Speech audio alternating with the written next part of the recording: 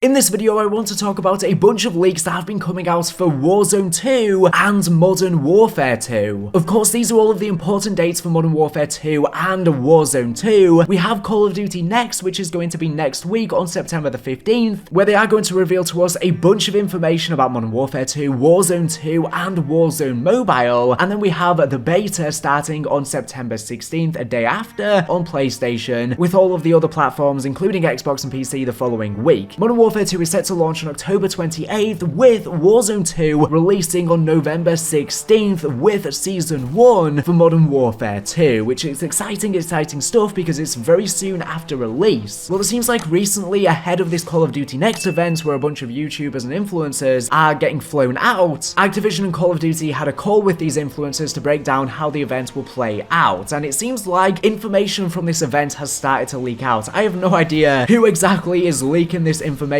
but they have invited so many people. All it takes is one to just message one of these leakers. But someone called Metaphor has been posting a bunch of leaks, and I'm going to go through them now, but of course we should take this with a grain of salt since it's subject to change and is yet to be confirmed by Activision or Call of Duty. So some of these leaks we have heard previously, but of course the game is constantly being changed and worked on. But apparently NPCs are going to be on the Warzone 2 map, which, if you aren't aware, this is a recreation of the full Warzone 2 map that has previously been leaked. But yeah, I'm not really sure what I think of NPCs now being in Warzone 2. Apparently, there are going to be NPCs not just in Warzone 2, but also DMZ, and this is to help with the skill-based matchmaking, as apparently some of the really low-level players will get matched with NPCs, people with disabilities, or other things that prohibit how well they are able to play the game. The NPCs help them out with getting a fairer match, which I don't think is too bad, as long as it just remains in those very, very low player pools and isn't in pretty much everyone's games. I also wonder if NPCs are going to be labeled differently to the normal players when you kill them. There's apparently going to be container-based looting as well as floor loot. Metaphor says there's loot on the ground and there's loot in crates that doesn't pop out. You open the container and select what you want. It seems like there's going to be a similar looting system that's more akin to Blackout. Hope went on to say one thing I might have glossed over here is the backpack. Looks like it'll work less than Blackout like originally leaked, and more so just be a bigger / better backpack that allows you to carry what you normally would in an end game in Warzone 1. So having, for example, a tier 3 backpack, which is the best one, would allow you to carry what you normally do in Warzone 1, which is 210 assault rifle ammo and 150 SMG ammo, gas mask, 8 armor, etc. So it adds a bit more skill back per se to the late game. So it doesn't seem as much like Blackout's looting system as was previously assumed. Metaphor said shooting out of cars is 100% accurate even on solo, so you are going to be able to shoot out of vehicles when driving. This is not just going to be in multiplayer, it's going to be in Warzone 2 and even the campaign. Apparently slide cancelling is not going to be in the beta, but they have the option to turn it on and off, and are probably waiting for community reactions to see how they implement that, which I think is probably a good thing. I'm not the biggest fan of slide cancelling, but I know that's probably a controversial take. We have more information on the moving system from the Ghost of Hope. He says that dolphin diving will be the offensive play move, while sliding will be defensive. He also previously said the sliding is going to be more like Call of Duty Ghosts in this game. I'm kind of happy that we won't be able to just spam slide cancelling, but again, Infinity Ward might change that depending on feedback. I am really excited for dolphin diving to be back though, and us being able to use both dolphin diving and sliding depending on which we prefer. Hope says you are still able to break someone's camera and viewpoint, but it's just going to be harder to do now. Before I go further, I just have an awesome thing to share with you.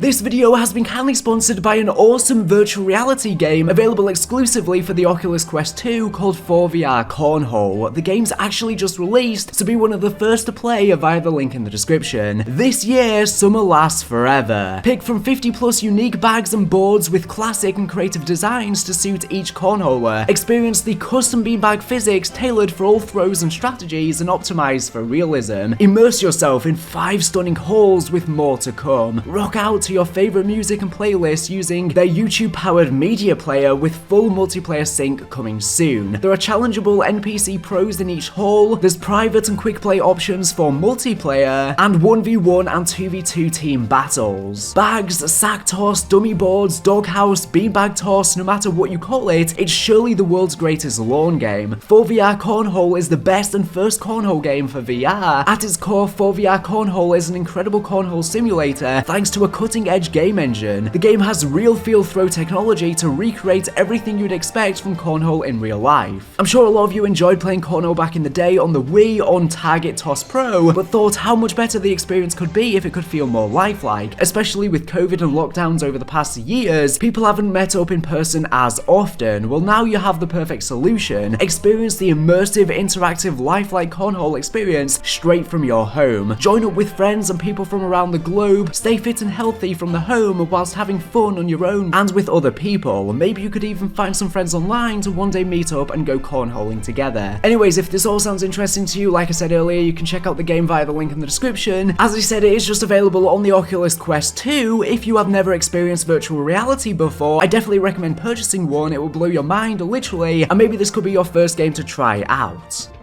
Ghost did provide some information about how much advancements they have made with the sound occlusion that footsteps in Modern Warfare 2 multiplayer will work like. He says that he thinks it will be much more balanced as opposed to how it is in Modern Warfare 2019, where you can hear everybody through real objects / walls, but his graph isn't exactly the best because it was just made in Microsoft Paint or something, I believe. Cars are apparently going to have limited fuel lasting around 2 minutes. I guess this means you can't just go around the entire map constantly and never exit your vehicle, and this is more realistic. There are automatic refuel / repair gas stations you enter by driving near them. I wonder if you just have to drive near them or you actually have to wait there until it refills and how quickly that process may be. There are reportedly plenty of new vehicles, but the only one returning is the ATV. There's a new Hummer type SUV tank, a hatchback weak / fast civilian car, and the choppers look a bit different. There are at least 3 new contracts. He can't tell what they are though. Retcons and bounties are returning, so is Most Wanted. Apparently the game sounds and looks beautiful, but unsure how in combat footstep audio will sound, which is what most people want to know about. There's apparently no Rebirth type map on launch, but there'll probably be one after launch, or maybe they'll just bring back Rebirth again and Fortune's Keep to Warzone 2, but it'll probably be sometime after launch, maybe with Season 2 of Modern Warfare. Apparently there's another large big battle royale map already in development, which is interesting that one's already being developed, so that's probably going to be for Treyarch's next Call of Duty game in 2024. There's a new CQ contract and something that looks like a safe. The Modern City Point of Interest, aka Downtown, literally looks like a section of a GTA map. It's extremely detailed and looks amazing. There's 100% no Tetris when it comes to the new backpack system and selecting loot and your items, which is good because a lot of people complain that Blackout's looting system was just too cluttered. Apparently in Warzone 2, instead of having the toxic gas surrounding the safe zone, the map will instead be encompassed by a dust storm, which makes sense with the setting of the Warzone 2 map. Weirdly enough, according to Tom Henderson, the original Warzone is actually going to continue to receive updates and DLC even after Warzone 2 releases, and it's going to get renamed to Warzone Caldera. This is very, very weird news because that means the player base is going to be split between Warzone 2, Warzone 1, Modern Warfare 2's multiplayer, and also DMZ. It's going to be split way too much. There is such a thing as too much content. It'll lower the player bases and player pools individually between all of the modes if it's too spread out, meaning that each of the modes may end up receiving less content overall if it's spread out across all of these different modes. I don't really know if this is a good idea. I assume that when Warzone 2 will release, a lot of people will prefer the original Warzone though, because that's just how Call of Duty players are. Every time something new comes out, they prefer the old thing. But surely that'll wear off after a certain amount of time. But maybe if they have Warzone 1 and Warzone 2 both running simultaneously, they'll be able to see what sort of gameplay mechanics people prefer so that they can maybe make adjustments for Warzone 2 accordingly, since they have made a lot of gameplay changes to Warzone 2 to differentiate it from the original Warzone. With Warzone Mobile just getting revealed, it's apparently going to feature 120 players. It's going to feature mechanics pretty similar to Modern Warfare 2. There's going to be shared progression with the console and PC game, so I'm guessing shared progression with Modern Warfare 2 and Warzone 2, which is huge and is going to encourage a lot more people to play the mobile version, and I'm assuming there's probably going to be a lot of exploits too to level up quickly on mobile especially. And Verdansk is also returning for Warzone Mobile, but it seems like the map has been changed quite a bit and is planned to release sometime in 2022, but we don't have a confirmed release date just yet, but before the end of the year we'll probably know at COD Next. We also have some DMZ information. This is going to be the Escape from Tarkov-like mode, which is apparently going to be played on the same map as the Warzone 2 map. This might not release until Warzone 2 releases in Season 1, but we'll probably find out at COD Next if it's going to to be there on launch or whether with Season 1. The contracts for it are going to include Safe, Elimination, and Hostage. You're able to interact with buy stations, UAV towers, surface-to-air missile sites, gas stations, and intel is returning. So that's going to be how the post-launch story is told, just like the intel was in Warzone on Verdansk. There are 3 different types of strongholds, which are Super Stronghold Tier 3, Hero Stronghold Tier 2, and a Basic Stronghold, which is Tier 1. That's everything I wanted to go over in today's video. Thank you for watching the video. Make sure to subscribe if you're not ready for the latest and greatest Call of Duty news and information. So anyways, thank you for watching, and